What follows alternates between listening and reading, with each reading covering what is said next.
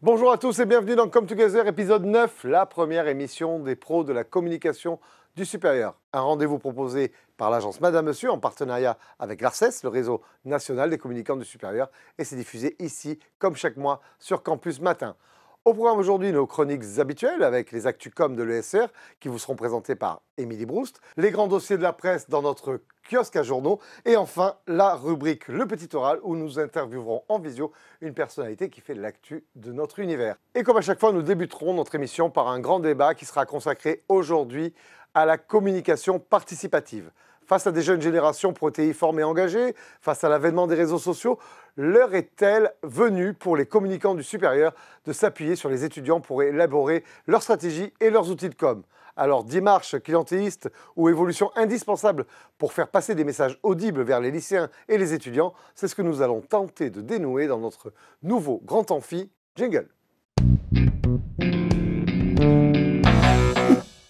Alors que ce soit pour définir leur positionnement de marque, tester leur campagne, animer les réseaux sociaux ou encore créer des contenus, les écoles et les universités font de plus en plus appel aux étudiants pour participer à leur communication. Alors comment utiliser au mieux les digitaux natifs présents dans son établissement pour parfaire et animer sa stratégie? Ces démarches participatives sont-elles efficaces? Quelles sont les limites de l'exercice? Avant d'en débattre avec nos invités, nous faisons un tour d'horizon de la question, tout en images, préparé par Émilie Broust. Dans un monde en profonde mutation, aux forts enjeux sociétaux, les jeunes veulent participer à la construction de la société. Se pose alors la question de la participation des étudiants à la vie des établissements. Si certains considèrent encore les étudiants comme des usagers et non comme des acteurs de la vie de leur établissement, d'autres font le choix de la démocratie participative et n'hésitent plus à les intégrer dans leur stratégie de communication. Démarches de consultation, prise de parole en public, étudiants et diplômés interviennent de plus en plus dans les événements institutionnels de leurs écoles ou universités. Faut-il encourager ces prises de parole? Faut-il aménager ces nouvelles pratiques? Comment impliquer au mieux cette influente communauté dans sa communication? On vous dit tout dans le grand amphi. Alors faut-il passer à l'ère de la communication participative dans les écoles et les universités? Pour en débattre, nous avons la chance d'avoir 3 invités sur notre plateau. Tout d'abord, Julien Monteau, DGA Communication Marketing de Neoma Business School. Bonjour Julien. Bonjour Alexandre. À ses côtés, Océane Cécilia Joseph, ambassadrice de l'école Subdelux. Bonjour Océane. Bonjour. Et enfin, Chanès Delorme, coordinatrice du pôle R&D à Open Source Politics. Bonjour Chanès. Tout d'abord, pour entrer dans le vif du sujet, est-ce qu'on est à un moment de l'histoire où on vit une mutation et une révolution dans la communication et où la participation des étudiants est devenue incontournable? En fait, les étudiants eux-mêmes communiquent beaucoup plus que ce que nous faisions à leur âge. Ça vient des outils, bien sûr. Mais les outils, finalement, sont maintenant maîtrisés. C'est-à-dire que les étudiants sont, pour un grand nombre d'entre eux, déjà dans des démarches de personal branding, on pourrait dire. Et donc, ils voient d'un très bon œil les synergies qui peuvent émerger avec leur école, puisque finalement, il y a une sorte d'amplification de la marque de l'école à travers leur propre communication et de leur marque personnelle dans certains cas. Donc vous voulez dire qu'il y a une génération spontanée de personnes qui sont mues déjà quand ils arrivent dans les écoles par des techniques de communication, une appétence naturelle pour la communication qui beaucoup plus qu'avant. Ouais. Beaucoup plus qu'avant. Beaucoup plus qu'avant. Par définition. Chanès, déjà, j'aimerais que vous nous expliquiez ce qu'est Open Politics et Open Source Politics et nous expliquer pourquoi vous défendez cette logique de participation.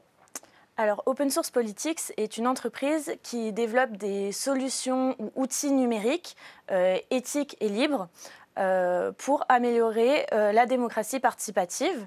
On est une jeune entreprise avec des profils interdisciplinaires, on est 27 et on est assez jeunes. Et donc, on met à disposition des collectivités, des institutions et des universités des outils de participation numérique. Donc, vous avez réfléchi globalement à cette notion de participation et vous voyez qu'elle émerge dans le monde de l'enseignement. Ça vous inspire quoi? C'est normal, c'est naturel, c'est le cours de l'histoire? Alors, c'est l'effet d'un effort, tout d'abord, celui de vouloir donner la parole aux étudiants et de vouloir les écouter, leur donner de la légitimité et des moyens de faire remonter des informations pour les universités et pour les autres étudiants. Julien, c'est ça l'état d'esprit? Vous avez une nouvelle source pour votre stratégie, pour le pensum de vos politiques de déploiement? Oui, je dirais que, alors moi qui travaille dans une business school, on est dans un environnement hyper concurrentiel où on veut tous attirer des étudiants. Donc finalement, convaincre cette jeunesse qu'il y a une place pour elle dans nos écoles. Et ça nous amène à être, en bon français, student-centric. Et finalement, pour être student-centric, il ne faut pas seulement lui donner la parole à cette jeunesse, il ne faut pas seulement donner la parole à ces étudiants, il faut réellement leur donner une capacité d'impact.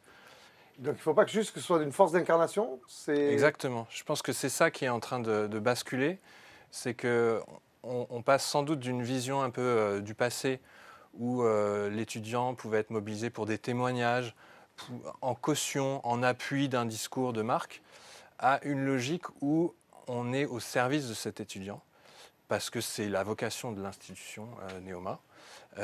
Et donc l'idée, c'est que ce qu'on propose lui corresponde, réponde à ses attentes. Donc il faut pouvoir l'écouter véritablement et se mettre en posture de dialogue permanent. Océane, donc vous faites partie de ces étudiants et étudiantes qui participent à la communication de leurs écoles au sein de Sub de Luxe. Racontez-nous comment on vous utilise, comment on utilise votre talent, comment on utilise votre réflexion au sein de votre école et quelle est la plus-value qu'ils entendent tirer de votre travail? Eh bien, je dirais que c'est tout d'abord par des réunions, des échanges qu'on fait assez régulièrement, où on nous explique tout d'abord les démarches que l'école compte faire, et ensuite on fait un débat pour savoir si nous, en tant que possibles étudiants non inscrits, si ça nous aurait plu ou pas. Et ils essayent de s'adapter du coup plus à notre vision et à nos possibles objections. Et on va dire qu'on apporte une vision extérieure qu'ils ont parfois un peu plus de mal peut-être à... Donc vous êtes un public test? Ouais, à peu près, ouais. Mais j'imagine que on vous demande plus également, vous devez aussi apporter des nouvelles idées. C'est pas juste dire j'aime, j'aime pas. On vous permet d'aller plus loin, d'être force de proposition? Oui, on nous permet. Après, forcément, on en débat et on en discute. Par exemple, pour les salons de l'étudiant, j'ai une amie qui a proposé de ne pas juste parler de l'école de manière assez marketing et traditionnelle, mais vraiment d'axer notre discours, nous, en tant qu'étudiants, sur exclusivement la vie étudiante et ces petits aspects plus friendly qu'on pourrait avoir en discutant avec les possibles candidats de l'école. Vous orientez les discours, les angles d'approche. Julien, vos étudiants à Neoma, vous avez beaucoup de formations à Neoma, de différents niveaux, dans différents pays. Aujourd'hui, vous les utilisez à quel moment? Au niveau de la strate, au niveau du déploiement? C'est quoi la meilleure façon d'être en phase avec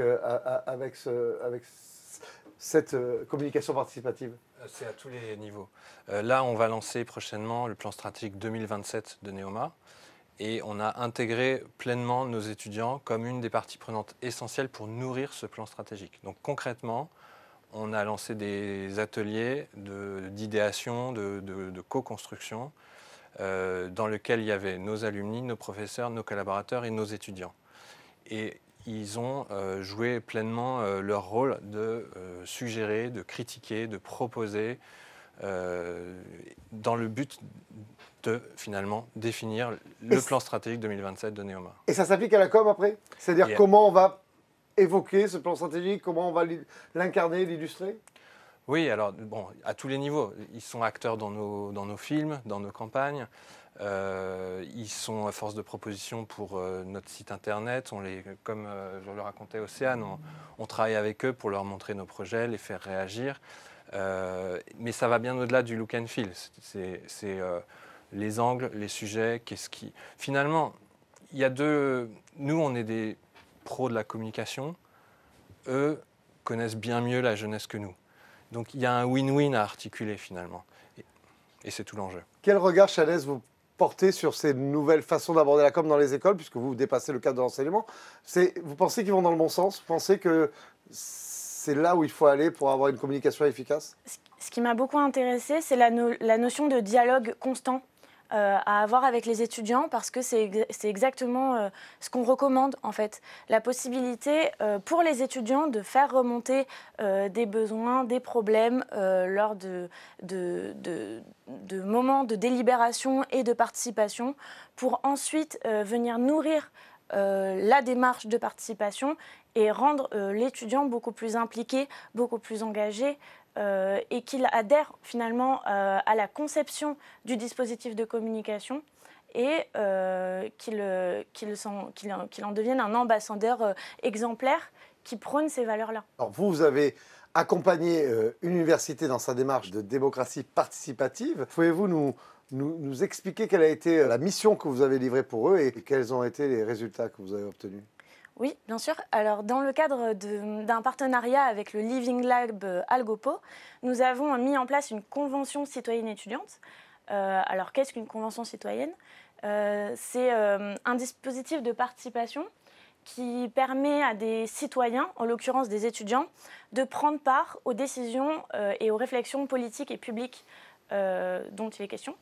Et donc, les étudiants faisaient partie d'une convention citoyenne étudiante. Ils l'ont organisée de A à Z.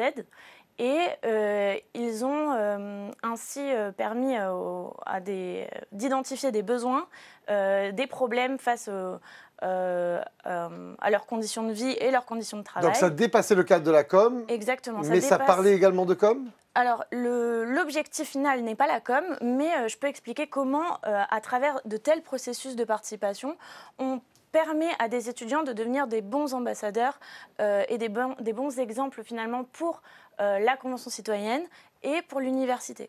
À la fois pour les étudiants, mais aussi pour les directeurs d'université et les collectivités, régions, départements qui ont un regard sur les études.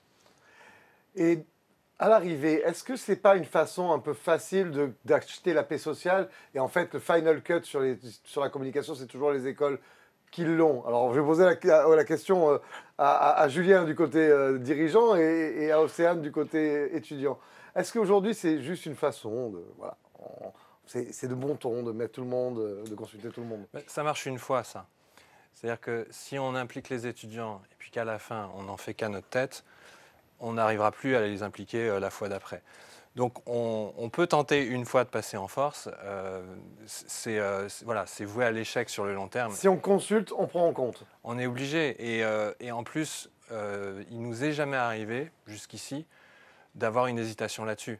C'est-à-dire qu'en fait, ce qu'ils disent est réellement pertinent. Ça permet d'avoir des angles plus pertinents, d'avoir aussi des choix de médias, par exemple, plus pertinents. Et donc, on gagne réellement en impact, il n'y a aucun doute là-dessus. Mais c'est vrai qu'il faut être prêt à écouter. Et Océane, on vous écoute. Vous avez l'impression que c'est gadget ou vous jouez un vrai rôle? Vous avez du poids aujourd'hui?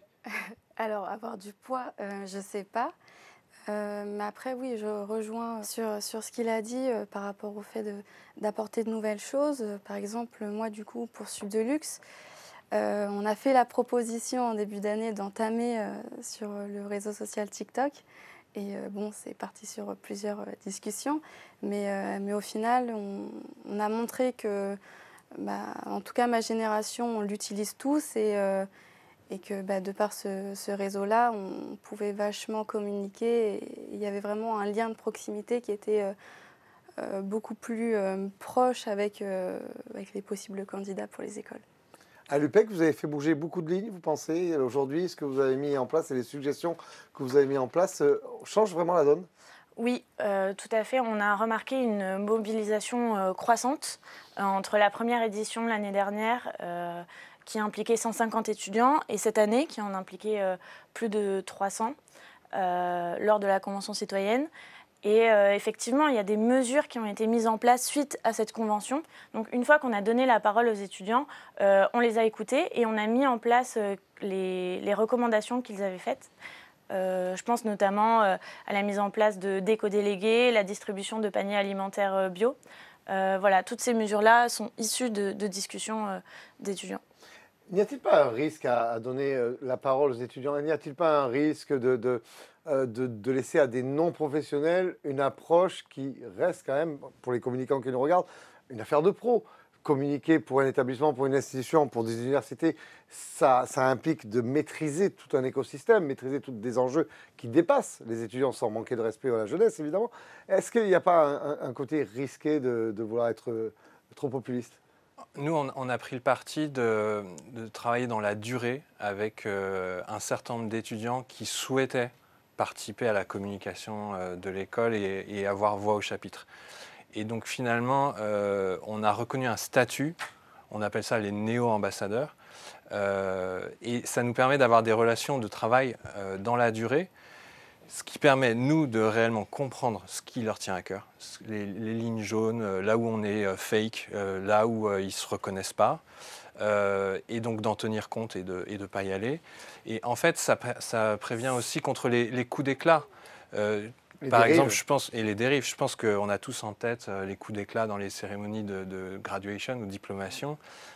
En fait, mon hypothèse, c'est que c'est des écoles qui ne sont pas encore complètement student-centric, qui n'ont pas encore complètement basculé dans cette façon de travailler avec leurs étudiants. Et donc, c'est plus un rapport de force où les étudiants, à un moment donné, prennent la parole un peu de force, font un coup d'éclat pour pouvoir faire entendre leur voix. Donc, les faire participer à la communication extérieure nourrit la communication interne et permet... En fait, il y a une réelle influence étudiante sur notre façon de voir les choses, sur qui on veut être à leur service. Et ça leur permet de s'exprimer à travers nos échanges, en fait, au quotidien. Et la raison d'être d'un coup d'État tente à disparaître. Océane, quand vous regardez la communication des écoles, pas forcément de la vôtre, des écoles en général, vous vous dites... Ah, qu'est-ce qu'ils sont old school, il faut qu'on change tout ça, il faut arrêter, il faut qu'on prenne le pouvoir.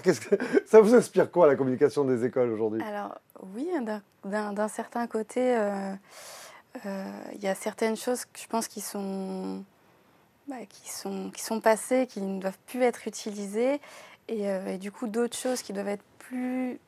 Donnez un conseil à Julien. Qu'est-ce qu'il ne doit plus faire, Julien, dans sa communication? On va dire les discours de marketing traditionnels de pourquoi venir dans mon école, ça ne fonctionne plus, toutes les écoles le font, on n'y croit pas. Oui, mais pas de cette manière-là. Pourquoi ne pas venir dans notre école maintenant? Il faut inverser les phénomènes. En fait, nous, les étudiants, on a plus tendance à, après avoir regardé la vidéo de pourquoi venir dans l'école, tout de suite chercher sur les réseaux sociaux ou sur les blogs les avis des étudiants et de ceux qui ont réellement eu l'expérience de ces différentes formations.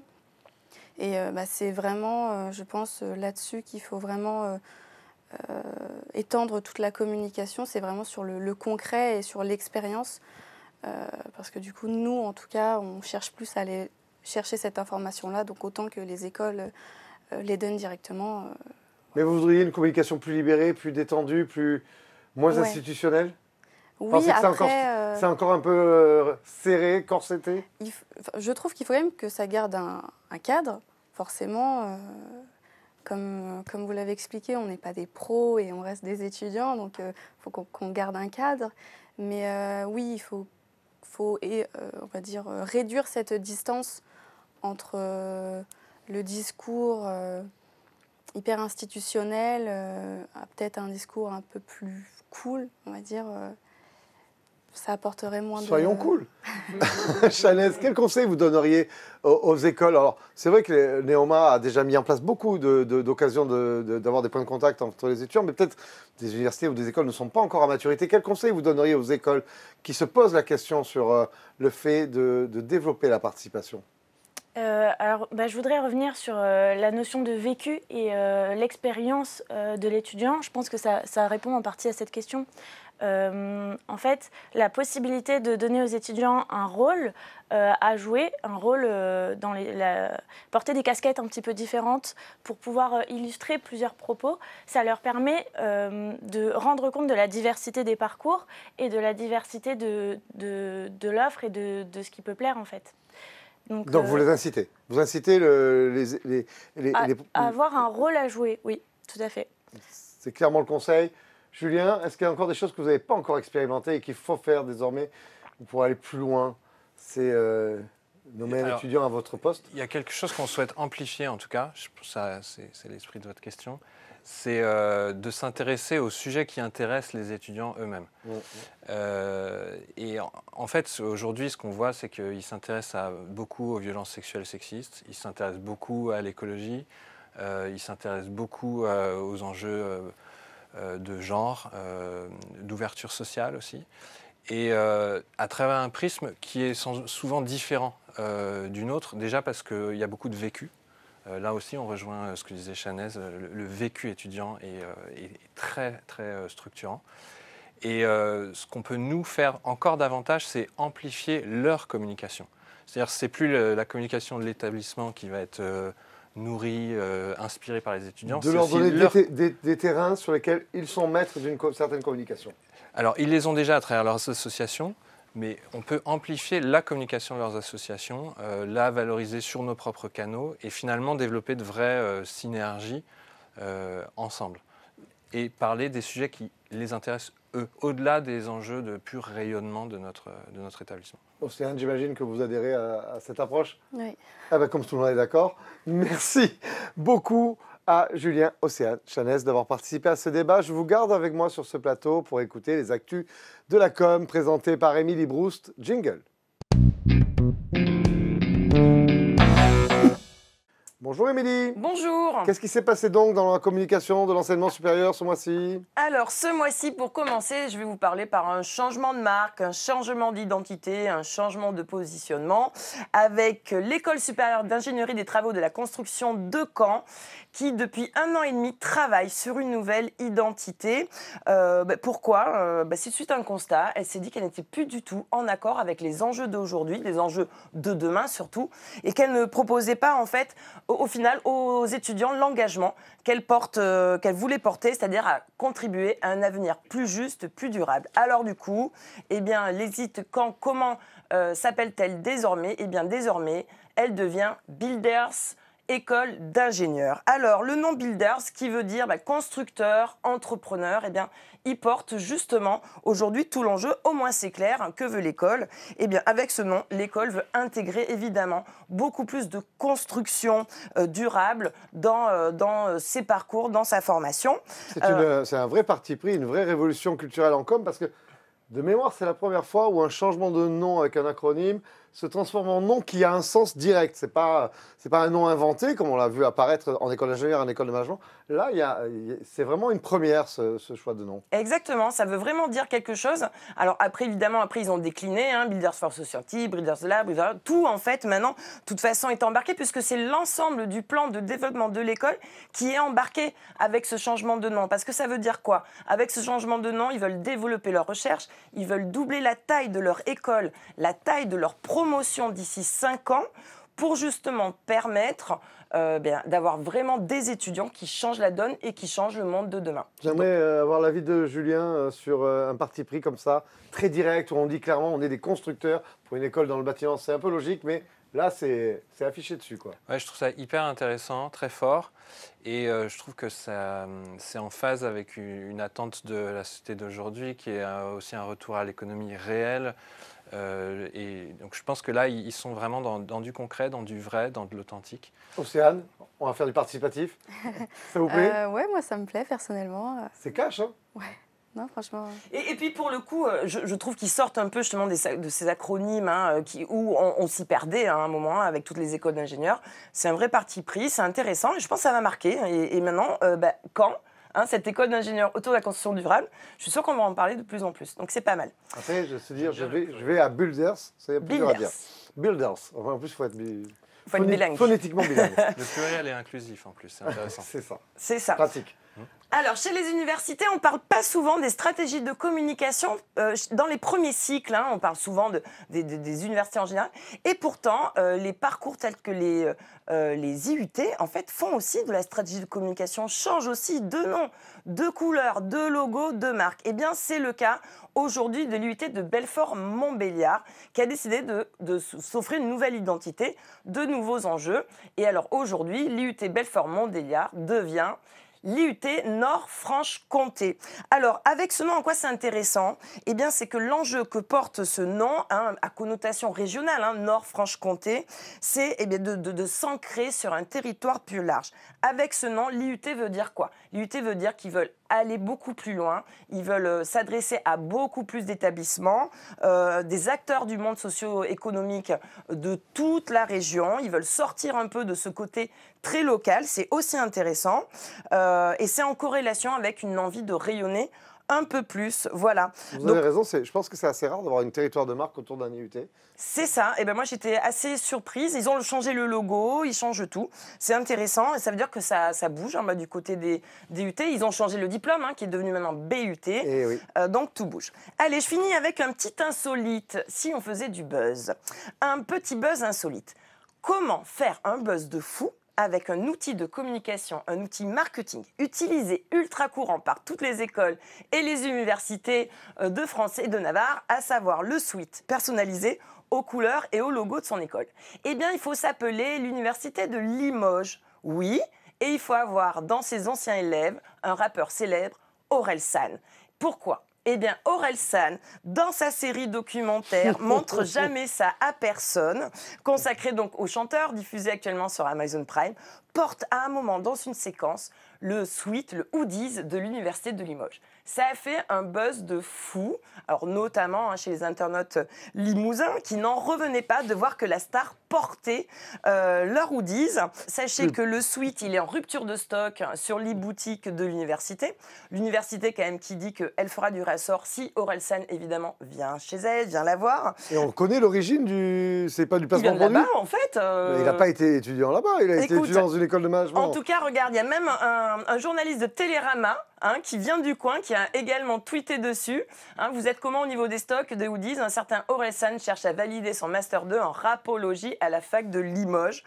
Voilà, et bien comme quoi, comme dirait ma grand-mère, c'est avec les vieux outils de com qu'on fait les meilleurs buzz. Ok, mais je me demande vraiment s'il a été étudiant à l'université de Limoges, c'est à vérifier. Ça se trouve, c'est complètement fortuit. Mais en tout cas, bravo à l'université d'avoir profité de ce buzz.